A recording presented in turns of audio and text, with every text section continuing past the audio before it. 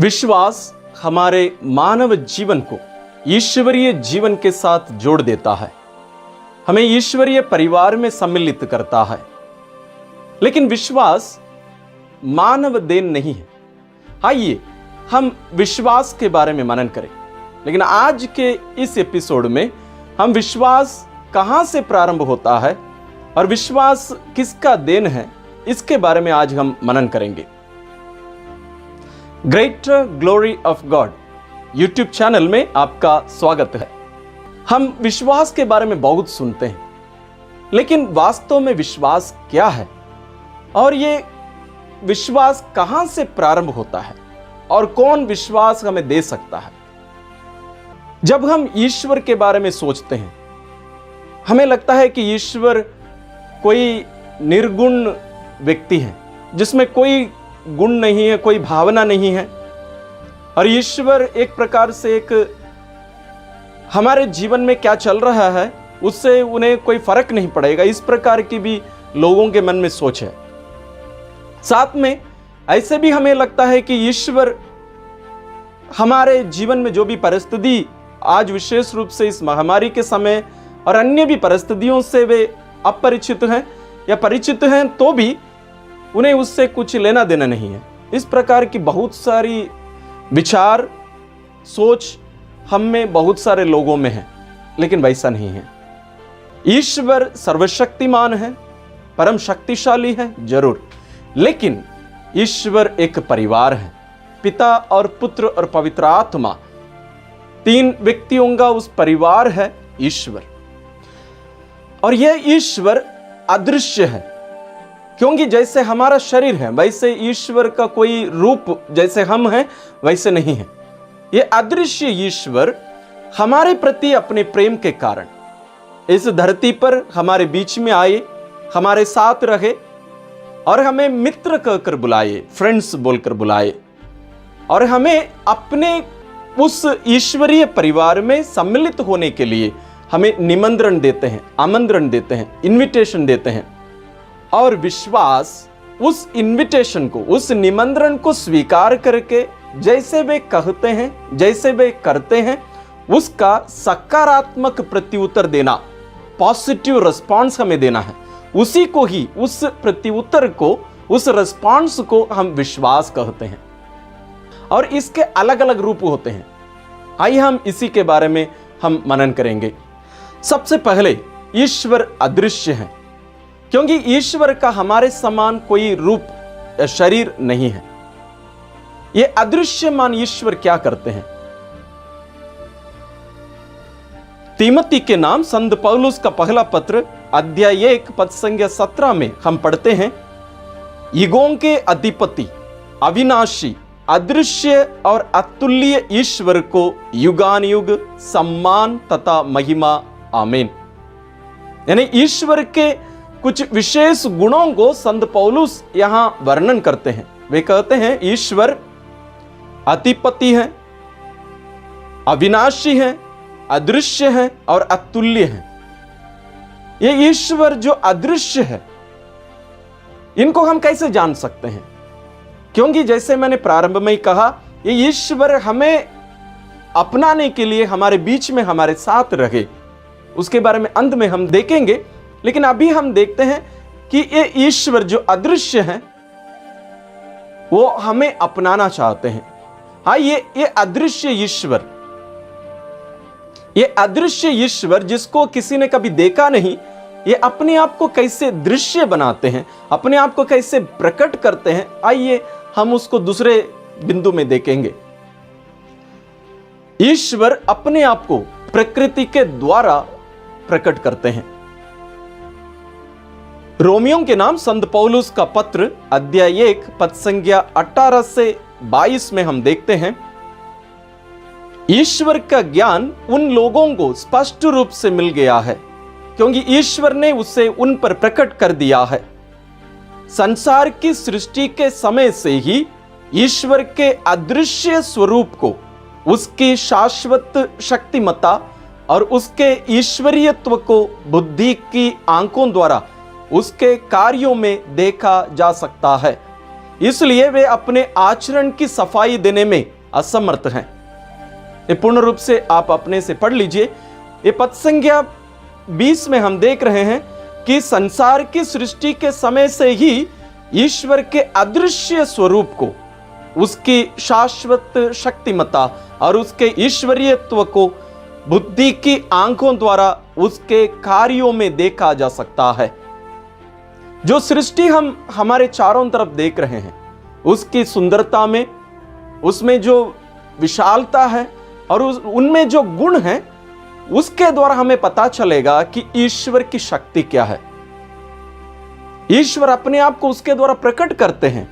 इसलिए हम देखते हैं ऋषि मुनि लोग ज्यादा से ज्यादा सृष्टि के साथ समय बिताते, वहां जाकर उस सृष्टिकर्ता का अनुभव उन लोग करते हैं।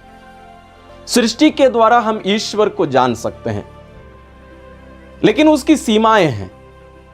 हम सृष्टि में देखते हैं छोटी सी चींटी से लेकर हाथी से भी बढ़कर जो बड़े बड़े जानवर हैं, ये सब बनाए गए हैं ईश्वर के द्वारा। और ये जो ब्रह्मांड हम देखते हैं, जिसमें पृथ्वी एक छोटी सी एक इकाई है, हम इस पृथ्वी में रहकर ये छोटे से एक मनुष्य, हम सोचते हैं कि सब कुछ इतना ही है। हम अपने आप को सर्वशक्तिमान मानने लगते हैं। लेकिन सृष्टि में जब हम जाएंगे, हमें पता चलता है कि ईश्वर, इस ब्रह्मांड को रचने वाला ईश्वर कितना बड़ा, कितना विशाल हो सकते हैं। भले उनका कोई रूप, जैसे मैंने शुरू में ही कहा, हमारे समान नहीं है। आइए हम इसके साथ तीसरे बिंदु में जाते हैं। ईश्वर हमसे नबियों के द्वारा बोले हैं। सृष्टि को रचने वाला ईश्वर सृष्टि को रचने के बाद, बनाने के बाद आदम और हेवा की सृष्टि की, यानी मनुष्य की सृष्टि की, और हमारे साथ संपर्क में रहना चाहे। लेकिन हम जानते हैं आदम और हेवा के आदि पाप के कारण मनुष्य ईश्वर से अलग हो गया, मनुष्य की मृत्यु हो गई। क्योंकि मृत्यु का मतलब ईश्वर से अलग होना, ईश्वर के संबंध से अलग होना ही मृत्यु है। जब हमारी मृत्यु हुई, उस मृत्यु के बाद ईश्वर चाहते थे कि पुनः हमारा और ईश्वर के बीच में मेल मिलाप हो, हम उस ईश्वरीय परिवार में, ईश्वर के उस संगति में हम पुनः वापस आए। इसलिए ईश्वर इस्राएलियों को चुने थे। इस्राएलियों को चुनकर उनके द्वारा एक राष्ट्र का निर्माण किए और उन्हें शिक्षा देने लगे कि वे कैसे ईश्वर का अनुभव कर सकते हैं और ईश्वर तक पहुंचने के लिए उन्हें क्या करना पड़ेगा। ये सब ईश्वर शिक्षा देने लगे और उसके लिए ईश्वर नबियों को चुने। और सबसे प्रथम नबी के रूप में हम मूसा को देख सकते हैं। निर्गमन ग्रंथ अध्याय 33 पद संख्या 11 में हम पढ़ते हैं, जिस तरह एक व्यक्ति दूसरे व्यक्ति से बात करता है, उसी तरह प्रभु मूसा के आमने सामने प्रकट होकर उससे बात करता था। जब मूसा शिविर में लौटता था तो उसका सहायक नून का पुत्र योशुआ नामक युवक तंबू में रह जाता था। यहां हम देखते हैं कि मूसा ईश्वर के आमने सामने रहकर ईश्वर से बातें किया करता था। नहीं, ईश्वर उसके सामने प्रकट हुआ करते थे और दोनों के बीच में वार्तालाप हुआ करता था। जैसे हम अभी बात कर रहे हैं, भले ये यूट्यूब एक माध्यम है, फिर भी हम एक प्रकार से आमने सामने होकर बात कर रहे हैं। आप मुझे देख पा रहे हैं, मैं आपको नहीं देख पा रहा हूं, फिर भी एक प्रकार से एक अनुभव मूसा को पहली बार ईश्वर, आदम और हेवा ईश्वर से अलग होने के बाद, मनुष्य ईश्वर से अलग होने के बाद पहली बार मूसा के सामने प्रकट होकर बातचीत करते हैं। और मूसा के बारे में यहां लिखा गया है, आमने सामने, जैसे दो व्यक्ति एक दूसरे से बातचीत करते हैं, वैसे ईश्वर मूसा के सामने प्रकट होकर बातचीत करने लगे। और हम जानते हैं मूसा के द्वारा ईश्वर इस्राएलियों को नियम कानून दिए, यानी अपने आप को प्रकट किए कि वास्तव में ईश्वर कौन है और ईश्वर की सच्ची संतान, उनकी प्रजा बने रहने के लिए इस्राएलियों को क्या करना चाहिए। उसी के लिए ईश्वर 10 आज्ञाएं दिए, नियम दिए। ईश्वर मूसा के द्वारा जो नियम दिए, उसके द्वारा अपने आप को प्रकट किए।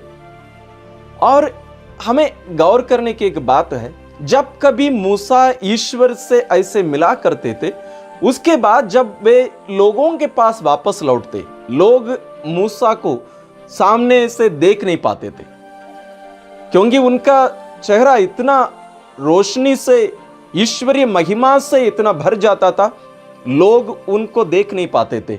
मानो जैसे हम ट्रक हमारे सामने से आए, उसका पूरा फोकस लाइट, पूरा लाइट चालू हो और हम उसको देख रहे हैं, हमें पता चलता है कि हमारी रोशनी एक प्रकार से चली गई, सब कुछ अंधेरा हो गया।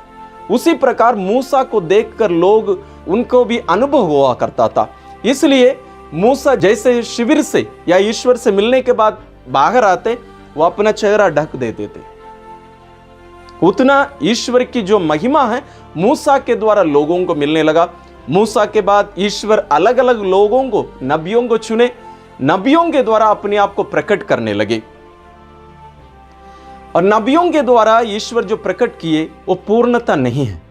लोग ईश्वर को पूर्ण रूप से समझ नहीं पा रहे थे, क्योंकि ईश्वर जो अदृश्य है, जो इनको मूसा को, अन्य नबियों को जो बातें बताए, इस्राएली लोग और अन्य लोग उन बातों को समझ नहीं पा रहे थे। जैसे एक उदाहरण के लिए, एक विदेशी भाषा जैसे ले लेते हैं जर्मन भाषा को, ना तो मैं समझ पाता हूं ना आप समझ पाते हैं। जो एक जर्मन भाषी मुझे बुलाकर अपना एक संदेश मुझे दे रहा है, हो सकता है हिंदी में ही वो मुझे बता रहा है, मैं उसको लेकर आपको बताने आ रहा हूं। आप कितना विश्वास करेंगे कि एक जर्मन भाषी मुझे हिंदी में कुछ बताया और मैं आपको उसको बता रहा हूं?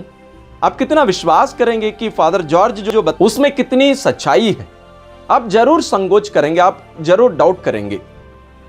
इसलिए ईश्वर अपने इकलौते पुत्र को भेजे।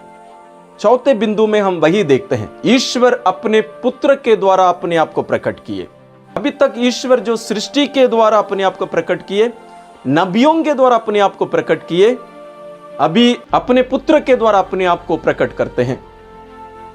इब्रानियों के नाम पत्र अध्याय 1 पद संख्या 1 से आगे यदि हम पूरा पढ़ें तो हमें पता चलेगा इसके बारे में। आइए हम देखते हैं। प्राचीन काल में ईश्वर बारंबार और विविध रूप में हमारे पुरखों से नबियों द्वारा बोला था। अब अंत में वह हमसे पुत्र द्वारा बोला है। उसने उस पुत्र के द्वारा समस्त विश्व की सृष्टि की और उसी को सब कुछ का उत्तराधिकारी नियुक्त किया है। वह पुत्र अपने पिता की महिमा का प्रतिबिंब और उसके तत्व का प्रतिरूप है। वह पुत्र अपने शक्तिशाली शब्द द्वारा समस्त सृष्टि को बनाए रखता है। उसने हमारे पापों का प्रायश्चित किया और अब वह सर्वशक्तिमान ईश्वर के दाहिने विराजमान है। उसका स्थान स्वर्गदूतों से ऊंचा है, क्योंकि जो नाम उसे उत्तराधिकार में मिला है वह उनके नाम से कहीं अधिक श्रेष्ठ है। यहां ये लेखक हमें यह समझा रहे हैं, ईश्वर जो प्रारंभ से ही इस्राएलियों के पुरखों से और जरूर अन्य जाति लोगों से भी बातें किया करता था, अलग अलग रूप में जरूर बातें किया करता था, लेकिन लोग उन बातों को समझ नहीं पाए थे, इसलिए वे अपने पुत्र को भेजते हैं। लेखक बताते हैं अब अंत में अपने पुत्र के द्वारा हमसे बोला है, अपने पुत्र के द्वारा हमसे बोला है। और यह पुत्र कौन है? यही है वह शब्द, ईश्वर का शब्द, जिसके द्वारा ईश्वर सारी सृष्टि की रचना की। जैसे हमने देखा ईश्वर सृष्टि की रचना किए, ये सारे ब्रह्मांड को हम जो देख रहे हैं इसको पिता जरूर बनाए। यहां ये लेखक हमें बताते हैं कि ईश्वर पिता अपने पुत्र के द्वारा इन सबको बनाए और इन सबका सर्वश्रेष्ठ उनका पुत्र को बनाए हैं। कैसे वे हमारे बीच में आए, इसके बारे में हम थोड़ी देर बाद में समझेंगे, इसका मतलब क्या होता है। और यह पुत्र ना केवल पिता के साथ में रहते हैं, बल्कि इस पिता को प्रतिबिंबित करते हैं, उसको रिफ्लेक्ट करते हैं, जैसे हम कहते हैं प्रतिबिंब। जैसे मान लीजिए आप आईने के सामने आप खड़े हैं, आपका चेहरा, आपका प्रतिबिंब आप आईने में देख सकते हैं। उसी प्रकार यहां पुत्र आकर अपना पिता को प्रतिबिंबित करते हैं, पिता को पूर्ण रूप से प्रकट करते हैं। यानी पूर्ण ईश्वरीयता या ईश्वरीयत्व हमें पुत्र के द्वारा देखने को मिलता है। हमने देखा कि ईश्वर हमसे क्या चाहते हैं, कि ईश्वर हमें अपना मित्र कहकर बुलाते हैं और हमारे बीच में रहे और हमें अपने साथ, अपने संगति में, अपने उस ईश्वरीय परिवार में सम्मिलित करना चाहते हैं। उसके बाद हमने देखा कि ईश्वर अपने आप को सृष्टि के द्वारा प्रकट किए, उसके बाद नबियों के द्वारा प्रकट किए, और चौथे बिंदु में हमने देखा कि ईश्वर अपने पुत्र के द्वारा हम पर अपने आप को प्रकट किए हैं। इन तीन यानी सृष्टि, नबी और यीशु यानी ईश्वर का पुत्र, इन तीनों में सर्वश्रेष्ठ उनका स्वयं पुत्र है, ईश्वर का पुत्र यीशु क्रिस्त। तो इनकी विशेषता क्या है? हम कैसे बोल सकते हैं कि ना केवल यीशु ईश्वर को यानी पिता को और त्रिएक ईश्वर को वो कैसे पूर्ण रूप से प्रकट करते हैं, उसके साथ साथ ईश्वर की इच्छा को प्रकट करते हैं और हमें आमंत्रित करते हैं। साथ ही ये ना केवल प्रकट करने वाले हैं, वही हैं उसका प्रकटीकरण। ना केवल वो रिवील करते हैं, जैसे अंग्रेजी में हम कहें यीशु ही रेवलेशन है, प्रकटीकरण है। तो आइए हम आने वाले जो समय है इसमें हम यीशु के बारे में, यीशु क्यों ईश्वर का पूर्ण प्रकटीकरण है, क्यों यीशु सर्वश्रेष्ठ है, इसके बारे में हम मनन करेंगे। संत योहन रचित सुसमाचार अध्याय 1 पद संख्या 1 में हम पढ़ते हैं, आदि में शब्द था, शब्द ईश्वर के साथ था और शब्द ईश्वर था, यही है वो पुत्र। इसके बारे में हम पिछले बार भी हमने मनन किया। पद संख्या 14 में हम पढ़ते हैं, शब्द ने शरीर धारण कर हमारे बीच निवास किया, हमने उसकी महिमा देखी, वह पिता के इकलौते की महिमा जैसी है, अनुग्रह और सत्य से परिपूर्ण। प्रभु यीशु कोई साधारण मनुष्य नहीं है, वो ईश्वर का इकलौता पुत्र स्वयं ईश्वर है। इसके बारे में हम पिछले रविवार को जब हम मनन किए, वहां हमने देखा कि कैसे यीशु और पिता का बीच का जो संबंध एक ही तत्व से बने और एक ही ईश्वरीय परिवार के उन लोग दोनों सदस्य हैं। इसके बारे में हमने पहले ही मनन किया है। यदि आप उस वीडियो नहीं देखे हैं, अब जरूर उसको देखिए। यहां संत योहन हमें बता रहे हैं, ये जो यीशु जो ईश्वर का पुत्र है, जो शब्द है, वो शब्द शरीर धारण किया, यानी हमारे रूप को अपनाया। जैसे प्रारंभ में ही मैंने कहा, ईश्वर अदृश्य है, उनका कोई रूप नहीं है, लेकिन अभी ईश्वर अपने पुत्र को, शब्द को इस दुनिया में पवित्र आत्मा के द्वारा भेजकर मरियम से शरीर धारण कराए, और ये शब्द मरियम से शरीर धारण कर इस धरती में एक मनुष्य के रूप में जन्म लेते हैं। इसलिए संत योहन कहते हैं, शब्द ने शरीर धारण कर हमारे बीच निवास किया, और वे आगे कहते हैं, हमने उसकी महिमा देखी है, यानी हम ईश्वर को हमारे सामने साक्षात देखे हैं। मूसा जिस ईश्वर को देखे उनसे बातें किया करते थे, अभी वही ईश्वर मानव रूप धारण करके हमारे बीच में निवास करने आ गए। जिस ईश्वर के महिमा को देखकर मूसा प्रकाशमान हो गए थे, उस मूसा को लोग देखने से डरते थे, और जिस ईश्वर से वो मूसा इतना तेजोमय हो जाते थे, अब वही ईश्वर साधारण मनुष्य बनकर इस धरती में हमारे बीच में निवास करते हैं। और संत योहन कहते हैं, हमने ईश्वर की महिमा देखी है, हमने ईश्वर की महिमा देखी है, क्योंकि उनके साथ वे 3 वर्ष तक रहे, वो पूर्णता को देखे हैं। इसलिए वे आगे कहते हैं, वह पिता के इकलौते की महिमा जैसी है, अनुग्रह और सत्य से परिपूर्ण। पूर्णता हम यीशु में देखते हैं। सृष्टि में हम थोड़ा सा देख सकते हैं, नबियों के द्वारा ईश्वर थोड़ा सा हमें प्रकट किए, और पुत्र में परिपूर्णता को हम देख सकते हैं।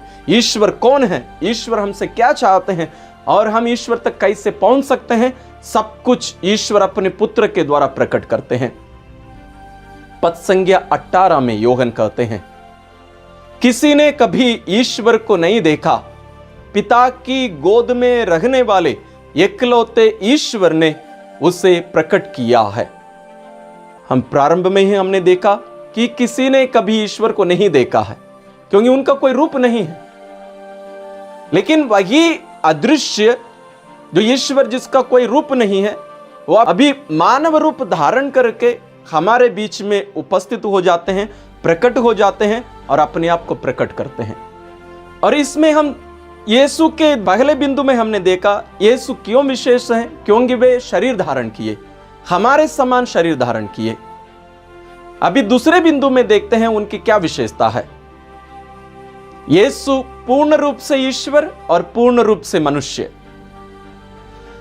जो ईश्वर का पुत्र, जो ईश्वर का जो वचन है, शब्द है, जो शरीर धारण किए, वो 100% ईश्वर है, 100% मनुष्य है। ना 50, 60, 70 वैसे कुछ नहीं। वो पूर्ण रूप से मनुष्य हैं और पूर्ण रूप से ईश्वर। उनमें पूर्णता है। कलोसियों के नाम संत पौलुस का पत्र अध्याय 1 पद संख्या 15 से 20 में हम पढ़ते हैं, ईसा मसीह अदृश्य ईश्वर के प्रतिरूप तथा समस्त सृष्टि के पहलौठे हैं। यानी उनमें दोनों हैं। वो पूर्ण रूप से अदृश्य ईश्वर का रूप है, प्रतिबिंब है, साथ ही समस्त सृष्टि के पहलौठे, यानी इस सृष्टि का भी गुण अभी वे अपने अंदर ले लिए।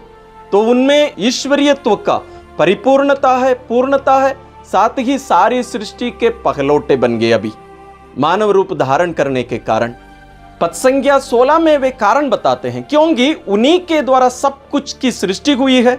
सब कुछ, चाहे वह स्वर्ग में हो या पृथ्वी पर, चाहे दृश्य हो या अदृश्य, और स्वर्गदूतों की श्रेणी भी, सब कुछ उनके द्वारा और उनके लिए सृष्टि किया गया है।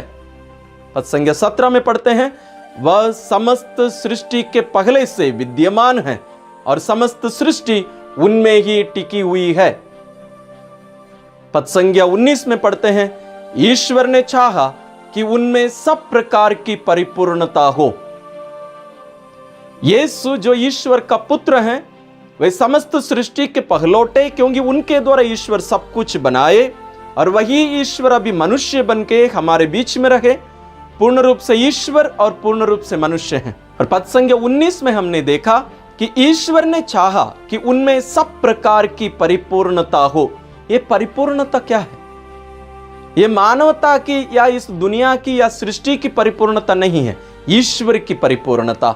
यदि आप इंग्लिश बाइबल में पढ़ेंगे तो आपको ये बात और भी स्पष्ट हो जाएगा। इंग्लिश बाइबल में हम देखते हैं, for in him all the fullness of God was pleased to dwell. यानी ईश्वर की जो पूर्णता है, फुलनेस ऑफ गॉड, ईश्वर की जो पूर्णता है, वो यीशु में, यीशु के द्वारा उपस्थित होने के लिए वे आनंदित हो गए, खुश हो गए।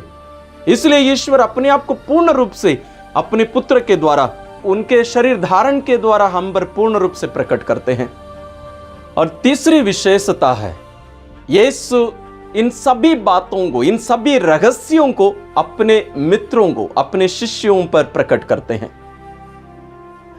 जैसे हम देख रहे हैं कि यीशु ही ईश्वर की प्रकटीकरण का, ईश्वर के रेवलेशन का परिपूर्णता है। उनमें पूर्ण रूप से ईश्वर हैं और पूर्ण रूप से मनुष्य। लेकिन हम उनके इन रहस्यों को कैसे जानेंगे? जब तक वे आकर हमें बताए नहीं, हम इनको कैसे जान सकते हैं? इसलिए यीशु संत योहन रचित सुसमाचार अध्याय 15 पद संख्या 13 से 15 में कहते हैं, इससे बड़ा प्रेम किसी का नहीं कि कोई अपने मित्रों के लिए अपने प्राण अर्पित कर दे। यदि तुम लोग मेरी आज्ञाओं का पालन करते हो तो तुम मेरे मित्र हो। लेकिन विशेष बात आगे यीशु कहते हैं, अब से मैं तुम्हें सेवक नहीं कहूंगा। सेवक नहीं जानता कि उसका स्वामी क्या करने वाला है।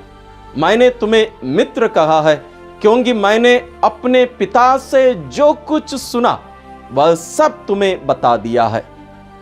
यीशु मित्रता का परिभाषा पहले दे देते हैं कि इससे बड़ा प्रेम किसी का नहीं कि कोई अपने मित्र के लिए, अपने मित्रों के लिए अपने आप को अर्पित कर दे, बलि चढ़ा दे। लेकिन इससे भी बड़ा एक कारण यीशु बताते हैं, यीशु क्यों अपने शिष्यों को मित्र कहकर बुलाए? वे कारण बताते हैं। मैंने तुम्हें मित्र कहा है क्योंकि मैंने अपने पिता से जो कुछ सुना वह सब तुम्हें बता दिया है। जो कुछ पिता अपने पुत्र के द्वारा हम पर प्रकट करना चाहते हैं उन सभी बातों को यीशु अपने शिष्यों को, अपने मित्रों को प्रकट कर दिए। इनके द्वारा क्या क्या प्रकट किए उनके बारे में हम मनन नहीं करेंगे, लेकिन ये सब क्यों महत्वपूर्ण है? आप अभी सोच रहे होंगे कि फादर इन सभी बातों को विश्वास के अंतर्गत क्यों बता रहे हैं। मैं आपको एक कहानी सुनाता हूं।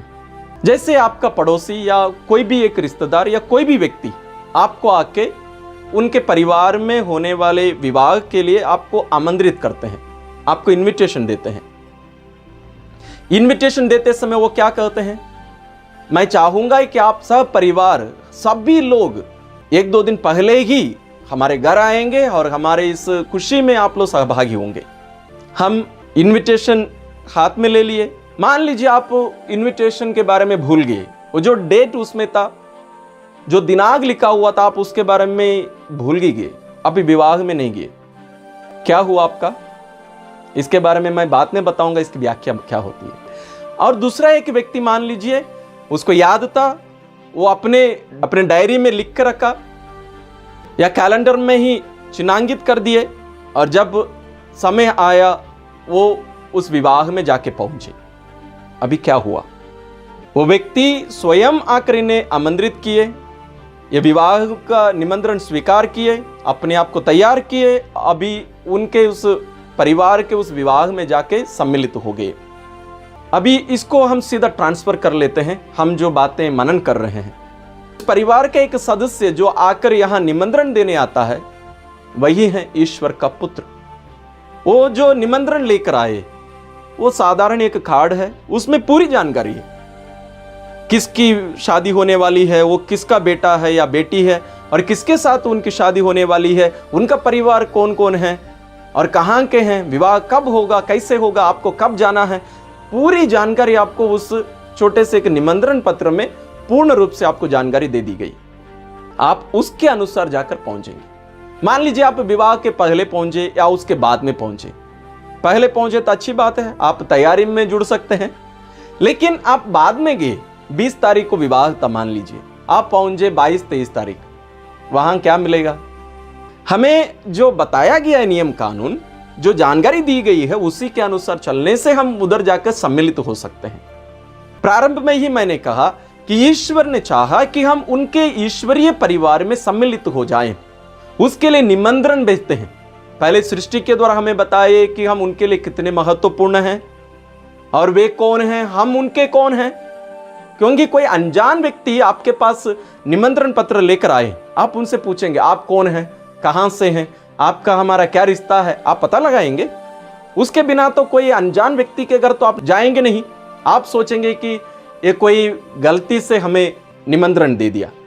यहां ईश्वर भी इसलिए अपने पुत्र को भेजे और उनके द्वारा हमें बताए कि वे कौन हैं, हम उनके कौन हैं और हमें उनके पास कैसे पहुंचना चाहिए। ईश्वर अभी हमें निमंत्रण दे रहे हैं। उस निमंत्रण में जैसे हम देखते हैं, इसके बारे में और कभी हम मनन करेंगे, लेकिन यहां हम देखते हैं कि उनका पुत्र स्वयं हमारे पास आकर हमें बता रहे हैं कि ईश्वर हमारा, मेरा और आपका पिता है। वो कोई शक्ति नहीं है। आज भी लोग जब ईश्वर के बारे में बात करते हैं, अलग अलग रूप में हम लोग बोलते हैं ईश्वर एक शक्ति है। नहीं, ईश्वर एक व्यक्ति है। ईश्वर अपने आप को पुत्र के द्वारा हम पर प्रकट किए हैं और हमें बताए हैं कि वो हमारे पिता हैं। यदि वो पिता हैं तो हम उनकी संतान हैं।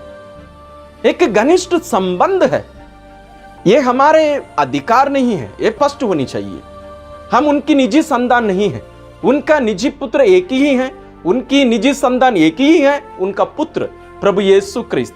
हम सबों को ईश्वर अपने पुत्र के द्वारा गोद ले लेते हैं, हमें अपना लेते हैं और हमें बताते हैं कि मैं तुमसे प्यार करता हूं, मैं चाहता हूं कि तुम मेरे इस ईश्वरीय परिवार में सम्मिलित हो जाओ। ईश्वर हम पर अपनी सभी योजनाएं, अपने आप को, अपने प्रेम को पूर्ण रूप से हम पर प्रकट कर देते हैं। निमंत्रण आपको और मुझे मिल गया।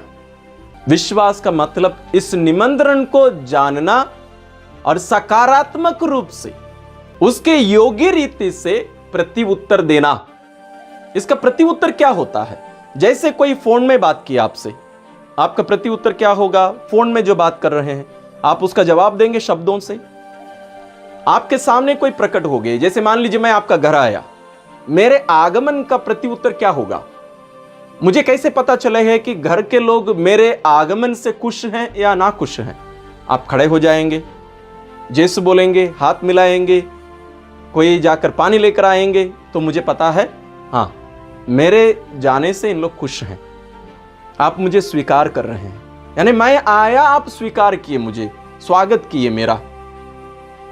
यानी जिस प्रकार प्रकटीकरण होता है, जिस प्रकार लोग हमारे सामने पेश आते हैं, उसके अनुसार हम प्रति उत्तर देते हैं। सकारात्मक हो सकता है, नकारात्मक हो सकता है। मान लीजिए आप मुझे आपके घर में स्वीकार नहीं करना चाहे, आप बोल दिए फादर आपको हम घर में नहीं पाना चाहते हैं, आप हमारे घर से जाइए, आप इधर अंदर मत आइए हमारे घर में, तो यह नकारात्मक प्रति उत्तर। जो सकारात्मक प्रति उत्तर है उसी को हम कहते हैं विश्वास। जब ईश्वर हम पर शब्दों से बात करते हैं तो हम उसको सुने, उसके अनुसार चलें। लेकिन अभी तक हमने देखा कि ईश्वर अंत में अपने पुत्र के द्वारा बोले हैं। कैसे बोले? शब्दों के द्वारा केवल नहीं, कर्मों के द्वारा और उनकी मृत्यु के द्वारा। जैसे एक छोटे से उदाहरण के लिए, हम यदि आप किसी को प्रपोज नहीं किए तो भी मूवी में हम देखे हैं, प्रपोज करने के लिए लोग सामान्य रूप से क्या दिखाया जाता है? कोई एक रेड रोज ले जाकर किसी से भी, माने जिससे भी वो प्यार करते हैं, जाकर कहीं कहीं हमें दिखाते हैं। लेकिन इन लोग जाके घुटने टेक दिए, फूल दिखाए और बोले क्या तुम मेरा प्रेमी या प्रेमिका बनोगे? पूछते हैं। सामने वाला व्यक्ति उसको स्वीकार करेगा या कि नहीं करेगा, उसके अनुसार उनका प्रेम आगे बढ़ता है। अभी ईश्वर हमारे सामने प्रकट कर देते हैं अपने पुत्र को। ना केवल मनुष्य रूप में वे आए, ना केवल वे मेरे समान बनकर आए, मेरे समान बनकर मेरे सामने खड़े हुए और मुझे दिखे मेरे समान। उनका भी शरीर मेरे शरीर के समान है, 2 हाथ हैं, 1 सिर है, कान हैं, आंख हैं, पूरा शरीर मेरे जैसा ही है। वो मेरे सामने खड़े हैं, मैं देखा और बोले कि मैं ईश्वर हूं, मैं ईश्वर का पुत्र हूं। अभी मेरा प्रत्युत्तर क्या होगा? क्या मैं उनसे उनके बारे में मैं जांच कराऊंगा, वास्तव में ये उनका पुत्र है या कोई धोखेबाज है, मुझे गलत रास्ता ले जाने के लिए आया है? जरूर आप जानकारी ले लीजिए। लेकिन जब मैं जान गया कि ये वास्तव में ईश्वर का पुत्र है, तो मेरा प्रत्युत्तर क्या होना चाहिए? आप सोचिए, वही है विश्वास। क्या हम उनको हाँ बहुत अच्छा यीशु, आप यीशु हैं, हम बहुत अच्छी बात है, आपको हमारे जीवन में पाकर हम खुश हो गए, थैंक यू, आप जाइए, यही बोलेंगे? या आप उनको अपने परिवार में ले आकर, परिवार के सदस्य बनाकर, परिवार में उनकी उपस्थिति में रहने के लिए उनको एक विशेष स्थान देकर अपने जीवन में उनको महत्व देंगे? हम जिस प्रकार उनको उत्तर देते हैं उसी प्रकार हम वो जो न्योता या आमंत्रण या निमंत्रण लेकर आए हैं उसको हम पाएंगे। हमारा विश्वास का जो प्रतिशत है उसी के अनुसार हम ईश्वर हमें जो उस प्रकटीकरण के द्वारा हमें देना चाहते हैं उसको हम पाएंगे। यदि मान लीजिए यीशु मेरे परिवार में आए, मेरे पास आए, मैं उनको नमस्कार किया, उनसे बातें किया, फिर मैं कहा ठीक है थैंक यू, मुझे क्या मिला? कुछ नहीं मिला। लेकिन मान लीजिए मैं उन्हें अंदर लेकर गया, उनके साथ रहा, उनको अपनाया, मैं उनसे कहा मेरे साथ रहिए, तो अभी क्या हो गया? जो कुछ उनका है वो सब मेरा है। मैं ईश्वर की संतान बनने का वो जो अधिकार लेकर आए उसको मैं अपना लिया हूं, वो मुझे मिल गया। अभी ईश्वर उतना ही नहीं चाहते, वे चाहते हैं कि हमें उस स्वर्ग तक ले जाएं, अपने ईश्वरीय परिवार तक ले जाएं, ना केवल इस दुनिया में अच्छा जीवन जिए। एक बहुत बड़ी गलती हम करते हैं, हम सोचते हैं हमारा क्रिस्ती जीवन का मतलब इस दुनिया में सुख शांति में जीना, कोई परेशानी नहीं रहेगी, आराम से जिएंगे। बहुत सारे लोग इसलिए ईसाई बनते हैं, लेकिन वो गलत है, वो गलत है। विश्वास का मतलब ईश्वर जो अपने आप को प्रकट करते हैं हम पर, उनको अपनाते हुए वो जिस रास्ते से वे हमें ले जाएंगे उस रास्ते से हमें जाना पड़ेगा। यीशु कौन से रास्ते से आए? क्रूस के रास्ते से आए।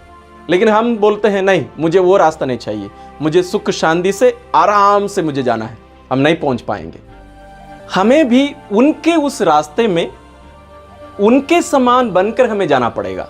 इसलिए यीशु आकर हमें ना केवल बुलाए, अपने आप को हमें देते हैं, हमें अपने शरीर और रक्त देते हैं, हमें अपना वचन देते हैं, सब कुछ हमें देते हैं, ताकि हम उनके समान बनाए जाकर हम भी उनके पीछे पीछे चलें। कहाँ? स्वर्ग में ईश्वर की संतान बनकर ईश्वरीय परिवार में सम्मिलित होने के लिए। तो ये विश्वास, ये जो प्रति उत्तर एक दिन हम बोल दिए हाँ ईश्वर मैं विश्वास करता हूं, उसके साथ खत्म नहीं हुआ, समाप्त नहीं हुआ, वो प्रारंभ हुआ। मैं बार बार इसलिए दोहराते रहता हूं कि हमारा विश्वास या ईश्वर के साथ हमारा जो संबंध, घनिष्ठ संबंध बपतिस्मा के द्वारा प्रारंभ हुआ है, शुरू हुआ है, वो समाप्त नहीं हुआ, प्रारंभ हुआ है। उसको हमें उनके साथ जो जीवन है आगे हमें ले चलना है। हम धीरे धीरे उनके समान बनाए जाते हैं, यीशु के समान हम बनाए जाते हैं। वो कितना हम बनाए जाएंगे, वो किस पर निर्भर है? मेरे विश्वास पर निर्भर है। विश्वास केवल एक संज्ञा, नाउन नहीं है, क्रिया है, वर्ब है। ये कार्य होना या करना, पाए जाना है। क्रिया का परिभाषा वही है ना। वर्ब का मतलब, क्रिया वो शब्द है जिसके द्वारा हमें कोई कार्य का करना या होना पाया जाता है। तो यहां कोई कार्य का करना या होना पाया जाना है, यानी मुझे ना केवल बोलना है मैं विश्वास करता हूं, बल्कि मुझे करना है। विश्वास एक क्रिया है, तो मेरे कार्य ज्यादा महत्वपूर्ण है। मैं जो बोलता हूं जरूर वो महत्वपूर्ण है, लेकिन मैं जो करता हूं वो उससे ज्यादा महत्वपूर्ण है, यीशु के साथ चलने का।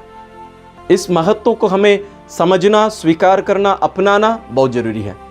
तो हमारा प्रति उत्तर किस प्रकार का होना चाहिए, इसको हमें हर दिन कैसे नवीनीकरण करना चाहिए, इसके बारे में हम और अगली बार हम मनन करेंगे। लेकिन आज आइए जो भी बातें हमने मनन किया है, हम उसका सार हम देखते हैं। अपनी आंखें बंद करिए। मैं इसलिए आंख बंद करने के लिए बोलता हूं, जब हम आंख बंद कर देते हैं, बाहरी चीजें सब बंद हो गई, दरवाजा बंद, यानी जो कुछ अभी अंदर जाएगा वो आप अपने मन में चला जाएगा। अपनी आंखें बंद करिए।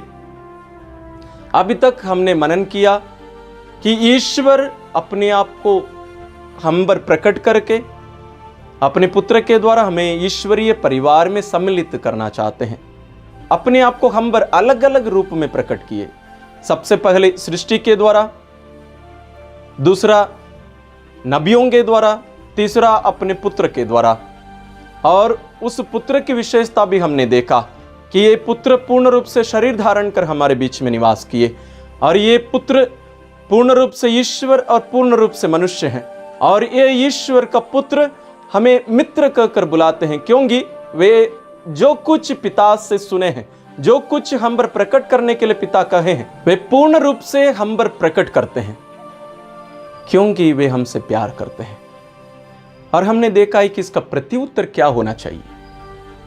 ना केवल शब्द के द्वारा, बल्कि हमारे जीवन के द्वारा हमें जीना है। यीशु जिस रास्ते में हमें ले जाते हैं, हमें जो भी बातें बताया गया है, उसके अनुसार हमें चलना है। यीशु क्रूस का रास्ता अपनाते हुए हमारे पास आए, हमें उस रास्ते से ही पिता के पास जाना है। हम सभी, यदि आप बपतिस्मा ग्रहण कर चुके हैं, तो बपतिस्मा के द्वारा ईश्वर हमें अपनी संतान बना चुके हैं। सर्टिफिकेट एक प्रकार से मिल गया है। मैं नहीं कह रहा हूं जो बपतिस्मा सर्टिफिकेट मिलता है वो नहीं, ईश्वर अपनी ओर से कार्य संपन्न कर लिए हैं। जैसे वो न्योता, जो इनविटेशन हमारे घर कोई लेकर आए, उनके द्वारा तैयारियां की जा चुकी हैं, सब कुछ संपन्न हो चुका है। अभी यहां से जो जाना है यह हमारी जिम्मेदारी है। आप अपने आप को कैसे तैयार करके वहां तक पहुंचेंगे। हमें पूर्ण रूप से ईश्वर की संतान बनकर उस घर पहुंचना है, अन्यथा हम उधर प्रवेश नहीं पाएंगे। इसलिए ईश्वर अपने इकलौते पुत्र को भेजे, उनके द्वारा हमें अपने बारे में प्रकट किए और हमसे कहे कि हम उनके लिए कितने विशेष हैं, कितने महत्वपूर्ण हैं। यहां तक कि उनके पुत्र को क्रूस पर मरने देकर उनके द्वारा हमें अपनी संतान बना लिए। वहां तक रुके नहीं, आज भी अपने पुत्र के द्वारा हमें पोषित करते हैं, उनके शरीर और रक्त को देकर हमें पोषित करते हैं। हम कितना ईश्वरीय बनते जा रहे हैं, यही है प्रश्न चिन्ह हमारे लिए। विश्वास का मतलब यही है। आइए हम इन बातों को अपने मन में हम संजोए रखें, मनन करें। आप बार बार इसको देखिए, सुनिए, आप समझिए इसको। हमें अपने जीवन में इसको जीने की जरूरत है। हमारे इस दुनिया में, इस दुनियाई खुशी और अच्छाई में जीने के लिए नहीं है, बल्कि उस ईश्वरीय परिवार में सम्मिलित होने, यीशु के समान हमें बनना है, ईश्वर के समान हमें बनना है। उसी के लिए यीशु इस धरती पर आए। आइए हम इस महान वरदान के लिए ईश्वर से प्रार्थना करें।